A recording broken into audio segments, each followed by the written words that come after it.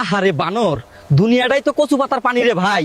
আজ ধান আছে কাল নাই, চল এই দুঃখে পাশের বাড়ির থেকে দুইটা মুরগি চুরি করে খাই আসি।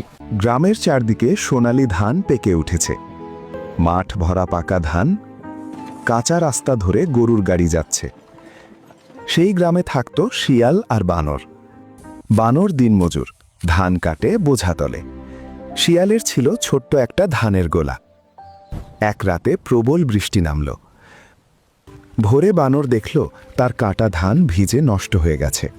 সে বসে কাঁদছে, এবার আমার সংসার চলবে কিভাবে? শিয়াল বানরের কাছে গিয়ে বলল, বন্ধু, আমি থাকতে তোর কোনো কষ্ট করতে দিব না। সে চুপচাপ নিজের গোলা খুলে বলল, এই ধানটা তুই নিয়ে যা, যখন পারবি তখন ফিরিয়ে দিবি। বানর অবাক হয়ে বলল, তোর তো কম ধান আছে। শিয়াল বলল, ধানের গোলা খালি হলে ভরা যায়, কিন্তু বন্ধুর মন ভাঙলে সেটা ভরতে সময় লাগে। আজ তোর দরকার, কাল হয়তো আমার হবে। বন্ধুত্ব মানে একে অপরের বিপদে পাশে থাকা। কয়েক মাস পর বানরের ফসল ভালো হলো। সে প্রথমেই শিয়ালের ধান ফিরিয়ে দিল। এরপর শিয়াল আর বানর আনন্দে আবার জমিতে কাজ করতে লাগল। বিপদে যে পাশে দাঁড়ায় সেই সত্যিকারের আপন।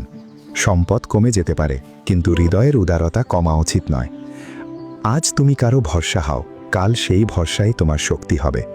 বন্ধুত্ব মানে শুধু সুখ ভাগ করা নয়, দুঃখ কাঁধে তুলে নেওয়া।